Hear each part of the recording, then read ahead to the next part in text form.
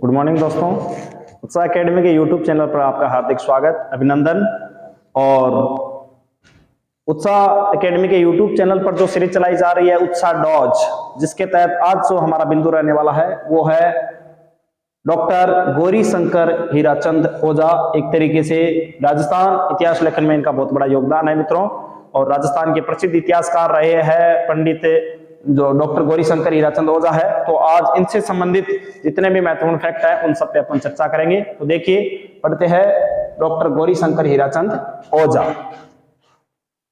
ये देखिए, सबसे पहले मैं आपको इनका जो छाया चित्र है वो दिखा देता हूं। ये है हमारे डॉक्टर गौरी शंकर हीराचंद ओझा, और इनसे संबंधित महत्वपूर्ण जानकारी में देखिए सबसे पहले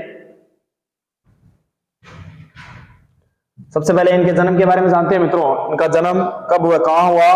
तो देखिए, इनके जन्म को लेकर बहुत बार क्वेश्चन भी पूछा गया है, फिर भी आप ध्यान में रखिए। इनका जो जन्म हुआ था वो 15 सितंबर 1863 ईस्वी में। ये कोई महत्वपूर्ण फैक्ट नहीं है, महत्वपूर्ण फैक्ट है ये इनका जन्म कहां पर हुआ। तो इनका जन्म कहां पर हुआ? रोइडा गांव। और ये रोइडा गांव कहां पर पड़ता है? सिरोही। तो ये महत्वपूर्ण फैक्ट आपको ध्यान में रखना है कि डॉक्टर गौरी शंकर हीराचंद ओझा का जो जन्म है वो कहां पर हुआ था? तो कहां पर हुआ था? रोइडा गांव में हुआ, सिरोही जिले में पड़ता है। और ओझा जेम्स टॉड द्वारा रचित ग्रंथों से काफी प्रभावित हुए थे। अब एक तरीके से राजस्थान के आधुनिक इतिहास का जो जनक कहा जाता है मित्रों, वो कहा जाता है कर्नल जेम्स टॉड को। और कर्नल जेम्स टॉड से ये सर्वाधिक प्रभावित हुए, और कर्नल जेम्स टॉड की वजह से ही बाद में इन्होंने इतिहास लेखन शुरू किया था राजस्थान का। तो उनका जो इतिहास पढ़कर ही कर्नल जेम्स टॉड से या कर्नल जेम्स टॉड के ग्रंथों को पढ़कर ही बाद में इन्होंने शुरू किया। तो इन पर प्रभाव रहा जेम्स टॉड का प्रभाव रहा। और जेम्स टॉड को आपको पता ही है हमारे राजस्थान में क्या कहा जाता है? घोड़े वाले बाबा। क्या कहा जाता है? घोड़े वाले बाबा। अब क्यों कहा जाता है मित्रों घोड़े वाले बाबा?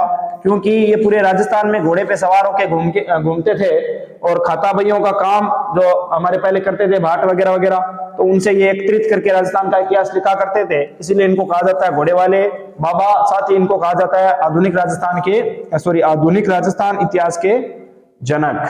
आगे देखिए, ओझा विक्टोरिया हॉल पुस्तकालय और म्यूजियम इसके अध्यक्ष बनाए गए। तो विक्टोरिया हॉल पुस्तकालय और म्यूजियम के अध्यक्ष भी रहे ओझा। साथ ही देखिए,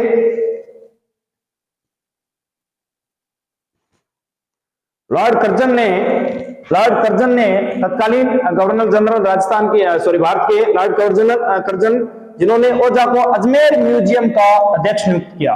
तो अजमेर म्यूजियम के ये अध्यक्ष भी नियुक्त किए गए थे कर्जन के काल में। साथ ही अजमेर में रहते हुए ओझा ने 1911 ईस्वी में सिरोही राज्य का इतिहास लिखा। ये महत्वपूर्ण फैक्ट है मित्रों। सिरोही में इनका जन्म हुआ, और सबसे पहले इन्होंने सिरोही रियासत या सिरोही राज्य का इतिहास लेखन शुरू किया। और ये इतिहास लिखना इन्होंने अजमेर में शुरू कर दिया था 1911 ईस्वी में। तो ये भी एक महत्वपूर्ण कृति है, इनकी रचना है सिरोही राज्य का इतिहास। तो आपको ध्यान में रखना है। ओझा को 1914 ईस्वी में राय बहादुर की उपाधि से सम्मानित किया गया। साथ ही ओझा 1933 ईस्वी में ओरिएंटल कॉन्फ्रेंस बड़ौदा में जो इतिहास विभाग था उसके भी अध्यक्ष रहे। तो इसमें जो महत्वपूर्ण फैक्ट है वो कौन कौन से मित्रों आपको ध्यान में रखना है। एक तो कर्जन के काल में इनको बनाया गया था अजमेर म्यूजियम का अध्यक्ष। साथ में आपको ध्यान में रखना है 1911 में इन्होंने सिरोही का जो इतिहास है वो लिखना शुरू किया। राय बहादुर की उपाधि से इनको कब नवाजा गया? तो 1914 में नवाजा गया। और 1933 ईस्वी में जो ओरिएंटल कॉन्फ्रेंस बड़ौदा में जो इतिहास विभाग था उसके ये अध्यक्ष बनाए गए। ठीक है, आगे देखिए अगली स्लाइड में क्या है। 1937 ईस्वी में साहित्य वाचस्पति की पदवी से सम्मानित। 1937 ईस्वी में ओझा को साहित्य वाचस्पति की जो पदवी है उससे सम्मानित किया गया। फिर काशी विश्वविद्यालय द्वारा ओझा को डी.लिट. डॉक्टर ऑफ लिटरेचर की उपाधि से सम्मानित किया गया। डी.लिट. यानी काशी विश्वविद्यालय द्वारा इनको डी.लिट. की उपाधि दी गई। और ओझा की जो मृत्यु है मित्रों वो हो जाती है 17 अप्रैल 1947, यानी आजाद भारतीय नहीं देख पाए, और इनकी जो मृत्यु है वो 17 अप्रैल 1947 को हो जाती है और इनकी मृत्यु है वो रोइडा गांव में ही होती है। कहां पर होती है? रोइडा गांव सिरोही में, वहीं इनका जन्म हुआ और वहीं इनकी मृत्यु होगी। और अब देखिए ओझा द्वारा रचित जो प्रसिद्ध ग्रंथ है मित्रों वो कौन कौन से हैं? तो देखिए प्राचीन भारतीय लिपिमाला, सबसे पहले तो भारत की जो प्राचीन लिपिमाला है उसका इन्होंने लेखन किया। तो प्राचीन लिपिमाला, साथ ही सोलंकियों का प्राचीन इतिहास इन्होंने लिखा, सिरोही राज्य का इतिहास, राजपुताने का प्राचीन इतिहास और कर्नल जेम्स टॉड का जीवन चरित्र। अब कर्नल जेम्स टॉड से ये बहुत ज्यादा प्रभावित थे, तो इन्होंने उनका जो जीवन चरित्र है वो उस पे भी ग्रंथ लिखा। तो आपको ध्यान में रखना है प्राचीन लिपिमाला जो ग्रंथ है वो किसके द्वारा रचा गया था? ओझा द्वारा। साथ ही इसमें जो महत्वपूर्ण फैक्ट है, एक आपको सिरोही राज्य का इतिहास ये ध्यान में रखना है और एक कर्नल जेम्स टॉड का जो जीवन चरित्र है ये आपको ध्यान में रखना है। तो ये सारी कृतियां आपको ध्यान में रहती है तो बहुत अच्छी बात है मित्रों। बाकी प्राचीन लिपिमाला, सिरोही राज्य का इतिहास और कर्नल जेम्स टॉड का जीवन चरित्र आप जरूर ध्यान में रखिए। और कौन कौन सी रचनाएं थी देखिए, तो ओझा साहब ने बप्पा रावल का सोने का सिक्का इस नाम से एक रचना लिखी। बप्पा रावल का सोने का सिक्का। वीर शिरोमणि महाराणा प्रताप, वीर शिरोमणि महाराणा प्रताप, इन पर भी इन्होंने कृति लिखी। और इसके साथ साथ ओझा ने कुछ राजस्थान के जो छोटे मोटे राज्य थे मित्रों उनका भी इतिहास लिखने की कोशिश की इन्होंने। तो किन किन राज्यों का इतिहास लिखा देखिए, तो इन्होंने उदयपुर का इतिहास लिखा, डूंगरपुर का इतिहास लिखा, बांसवाड़ा रियासत या बांसवाड़ा राज्य का इन्होंने इतिहास लिखा, बीकानेर का भी लिखा, जोधपुर का भी लिखा और प्रतापगढ़ का भी लिखा।